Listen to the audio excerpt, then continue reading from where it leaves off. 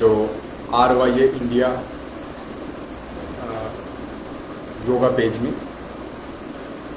हम लोग आज पंच महाभूत के लेके बात करने वाले हैं. So before that we are going to chant one mantra to tribute Maharshi Patanjali.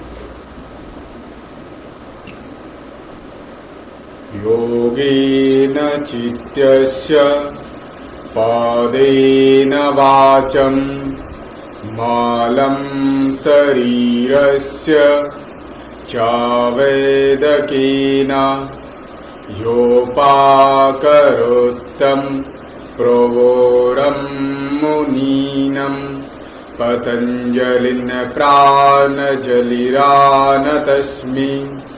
Om Shanti Shanti Shanti he.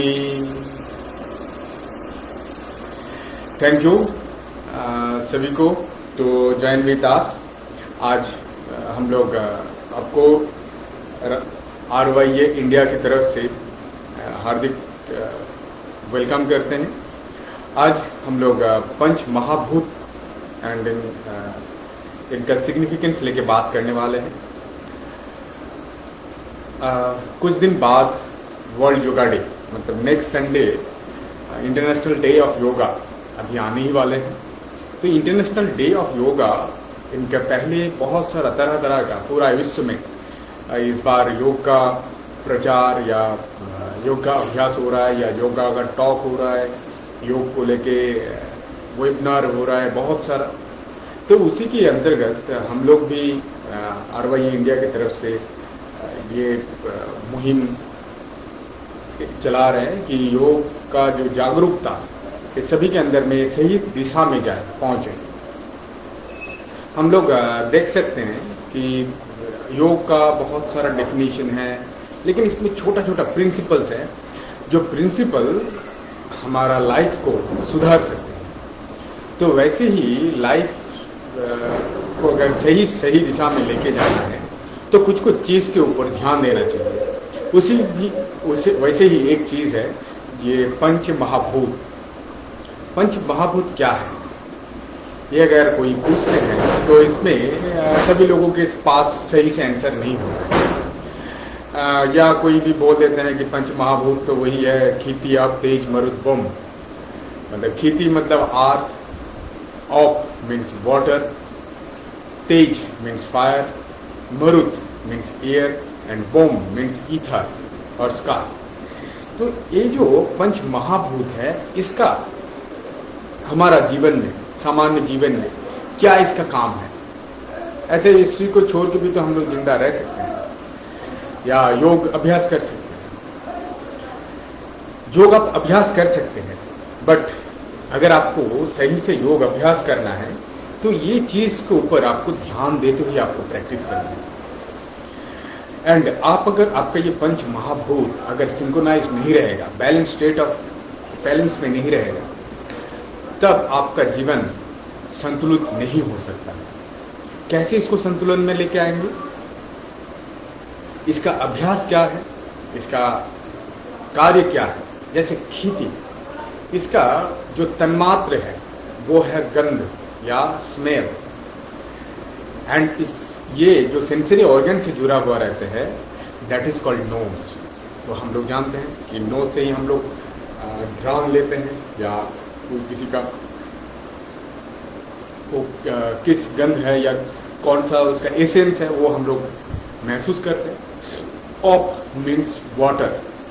Water क्या होता है, सो और वी कैन क्या बोलते हैं टेस्ट थ्रू दैट रस. देन ऑप का उसका तन मात्र है रस. उसको कैसे महसूस किया जाता है, टांग से. तो इट्स रिलेटेड विथ आवर टांग. तेज मीन्स फायर. यहाँ पे फायर मतलब डाइजेस्टिव फायर को रिप्रेजेंट किया गया है. ठीक है. So digestive fire that is in our abdomen. Then tej, मरुत मीन्स एयर. एयर ये हम लोग नोज से लेते हैं और वो हमारा जो अनाहत चक्र, इसके ऊपर फोकस करते हैं, या हार्ट रीजन में इसका काम है। बोम मीन्स ईथर, जो हम लोग सोचते हैं, एंड उसको अगर पूरा बॉडी में अगर सिंक्रोनाइज करना चाहते हैं, so that is in our throat to upper portion, that is represent to ether. And then जो फिर क्षिति किसको रिप्रेजेंट करते हैं, दैट इज मूलाधार चक्र, उसको रिप्रेजेंट करते हैं क्षिति, या in between anus and genitor. And then of, वो किसको रिप्रेजेंट करते हैं, स्वादिष्ठान चक्र और लिंग मूल, वी कैन से, तो इसको रिप्रेजेंट करते हैं। देन मणिपुर चक्र is representing the fire. And अभी थोड़ा टाइम पहले ही बोला कि अनाहत चक्र उसको रिप्रेजेंट करते हैं एयर, एंड ईथर वो है विशुद्धि, आज्ञा एंड सहस्ता, यही इस चक्र को रिप्रेजेंट करते हैं। तो एक व्यक्ति जब योग अभ्यास करेंगे, उसको ये पूरा चीज अगर ध्यान में रहते हैं, तो वो शरीर को उस हिसाब से सिंक्रोनाइज कर सकते हैं। जैसे इसको भी हम लोग पंचकोश से भी जोड़ के इसको ट्रीटमेंट हो सकता है कि इसको बैलेंस में कैसे लेके लाया जाए।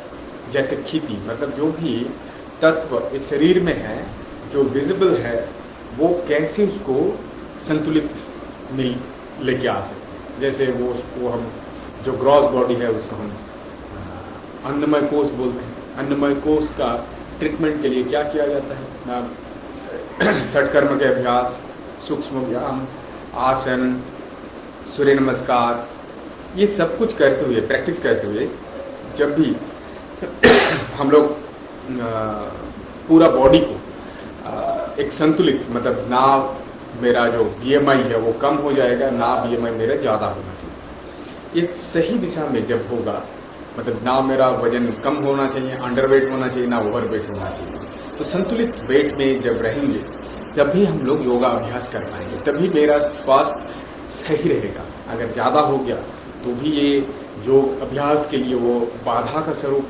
होता है। अगर कोई बहुत हल्का हो गया तो भी ये योग अभ्यास में बाधा स्वरूप होता है, क्योंकि तब वीकनेस आएगा शरीर में।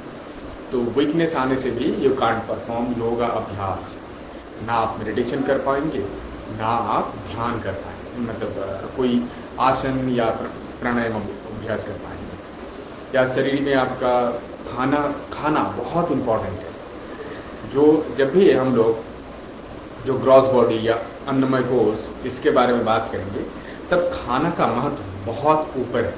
उसमें मिताहार, युक्ताहार, मिताहार मतलब हठ योग में बोला गया क्या क्या खाना चाहिए, क्या नहीं खाना चाहिए। एंड जो खाएंगे वो 25% जगह खाली रखते हुए खाना खाना है ऑल द टाइम।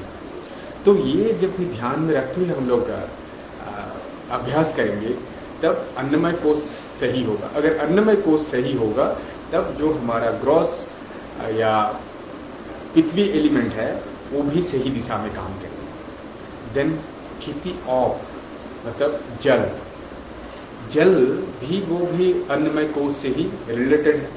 जैसे अगर हम लोग जो जल, अगर वो हम लोग किसी के शरीर में उसका मात्रा ऊपर नीच हो गया, तो भी वो सही हमारा बॉडी काम नहीं करेंगे। तो इसको भी संतुलन में लाना है।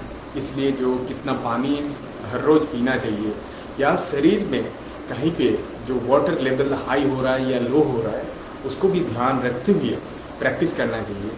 और जब भी आप प्रैक्टिस करेंगे तो कोई अंडर गाइडेंस ऑफ योगा गुरु आपको प्रैक्टिस करना चाहिए, नहीं तो आपका शरीर में ये इसका डिसबैलेंस हो सकता है। ठीक है। क्षिति ऑफ तेज ये बहुत इंपॉर्टेंट है। मतलब जो मणिपुर चक्र या डाइजेशन से लेके इन्वॉल्वमेंट है, क्योंकि जो भी हम लोग खाना खाते हैं, ऐसे ही अगर नॉर्मली हम लोग इसको फायर या जठराग्नि इसको क्यों बोला गया, क्योंकि हम लोग जानते हैं हवन जब करते हैं तब वो हवन कुंड में जो भी देते हैं उसको हम लोग सोचते हैं कि वो ब्रह्मा का मुख है या भगवान का मुख है, जिसमें हम लोग सब कुछ देते हैं। वैसे ही शरीर भी अगर भगवान का है तो मुंह के द्वारा हम लोग वो हवन कुंड में डालते हैं, और हवन कुंड कहाँ पे है? वो हमारा एब्डोमेन में। तो जब भी वो खाना जब मेरा एब्डोमेन में पहुंचता है तब उसको पाचन क्रिया होता है और उससे जो पुष्टि है वो शरीर एब्जॉर्ब करते हैं। ऐसे ही हम लोग अगर देखते हैं कि अगर राइस को अगर बॉयल किया जाता है तो 100 डिग्री टेम्परेचर लगता है। जो जितना भी एंजाइम्स है वो ऐसे उनके ऊपर काम करते हैं कि वो that more than 100 degree temperature वो हो जाते हैं टू डाइजेस्ट दैट फूड। तो ये बहुत अपने आप में आज से हजारों साल पहले जब योग अभ्यास मतलब योग अभ्यास का या योग विज्ञान का जब चर्चा होता था, उस टाइम पे उन्होंने इसका नाम इतना अच्छा से रखा और इनको अच्छा से इतना डिस्क्राइब किए कि अभी हम लोग इस 21वीं शताब्दी में आते हुए भी हम लोग को हैरान हो जाते हैं कि वो लोग कैसे इतना दिन पहले, जो हम लोग अभी दावा करते हैं कि we are technologically so advance इस दुनिया में, वहाँ पे तब इसका वर्णन है कंप्लीट वे में कि कैसे कोई भी एक डाइजेशन प्रक्रिया संपन्न होता है। तो वो डाइजेशन के बाद वो पूरा शरीर में एब्जॉर्प्शन होता है। That work is done by our fire elements, इसके ऊपर काम करते हैं। पूरा शरीर में मतलब ऊर्जा देने के लिए भी इसका बहुत महत्व है। अगर हमारा जो अग्नि है वो सही से शरीर में काम नहीं कर रहे हैं, सो देन हम लोग सही से कुछ भी ना देख पाएंगे, ना उसको महसूस कर पाएंगे और ना शरीर में हीट क्रिएट हो। एंड जो अग्नि है वो रिप्रेजेंट करते हैं आई, मतलब उसका तन्मात्र है रूप, जिसको देखते हैं थ्रू आवर आई। ठीक है। देन नेक्स्ट हम लोग जाएंगे, उसका नेक्स्ट तन्मात्रा जो नेक्स्ट एलिमेंट्स है मरुत, मतलब ईयर। ईयर कहाँ पे रहते हैं? उसका लोकेशन है, पूरा शरीर में ही उसका प्रभाव होता है। बट वो ईयर मेनली जो एब्जॉर्ब होते हैं that is in heart region. वहाँ पे हम लोग जानते हैं हार्ट एंड लंग्स है। तो इसका जो ईयर का जो तन्मात्र है वो है स्पर्श, मतलब उसको टच करते हुए उसको समझ सकते हैं। उसके अलावा ईयर को और कोई भी चीज से हम उसको टच नहीं कर, मतलब उसको समझ ही नहीं सकते हैं। तो ईयर को we can feel it by touch only. ठीक है। तो ऐसे ही जब भी कोई भी चीज हम लोग देखते हैं, सो अगर टचेबिलिटी में हमारा प्रॉब्लम है, then we have some problem with our this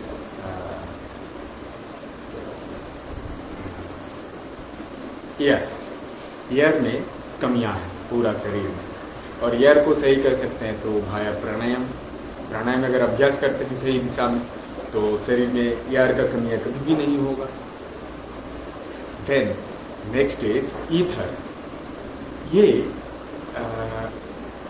पूरा ब्रह्मांड को जो हम लोग जोड़ते हैं दैट इज कॉल्ड ईथर, और ये रिप्रेजेंट करते हैं श्रवण इंद्रियों। जैसे हम लोग सुनते हैं, मतलब ईयर से सुनते हैं, दैट रिप्रेजेंट द ईथर। मतलब कोई भी शब्द जब उत्पन्न होता है उसको सुनने के लिए वो जो कहाँ पे उत्पन्न होता है वो ईथर में उत्पन्न होता है या आकाश में।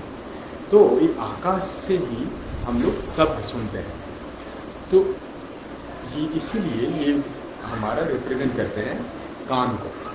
तो ये बहुत महत्वपूर्ण है कि पंच महाभूत को हम लोगों को बैलेंस स्टेट ऑफ सिचुएशन में रखना चाहिए। इसमें कभी भी कोई भी एक जो पंच महाभूत है कोई भी एक में अगर डिसबैलेंस हो जाता है तो हमारा शरीर में हम लोग डिसबैलेंस देख सकते हैं।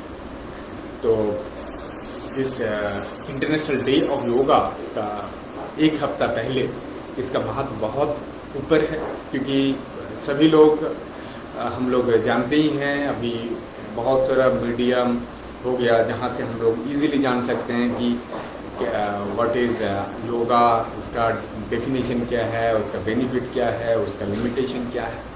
लेकिन जो छोटा छोटा प्रिंसिपल्स है जो जीवन हमारा बदल सकते हैं, और इसको अगर योग अभ्यास के द्वारा या योग अभ्यास जब करेंगे, ये सब कुछ अगर ध्यान में रखते हुए प्रैक्टिस करेंगे या ध्यान में रखते हुए इसको अगर आगे बढ़ेंगे, then we can be a true yogi, और योगिक लाइफ को सही से एंजॉय कर पाएंगे अगर हम लोग ये पंच महाभूत को ध्यान में रखते हुए हम लोग अभ्यास करते हैं।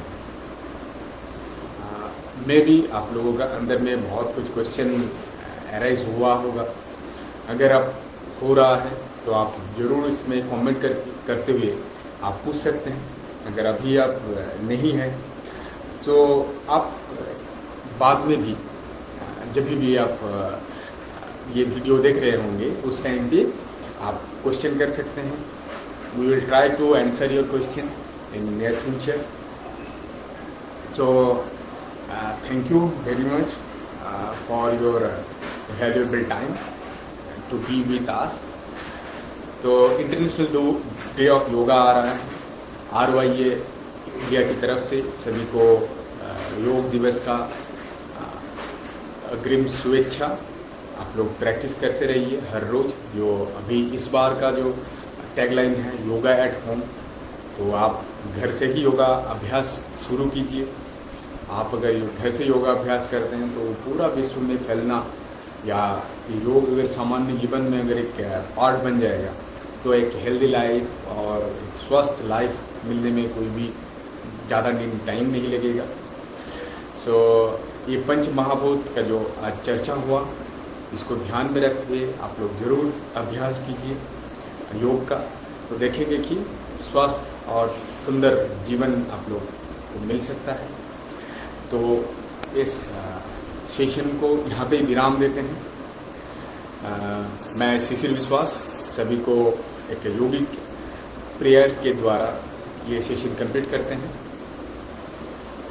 सर्वे भवन्तु सुखिनः, सर्वे सन्तु निरामया, सर्वे भद्राणि पश्यन्तु, मा कश्चित् दुःखभाग् भवेत्। ॐ शान्ति शान्ति शान्तिः। Thank you.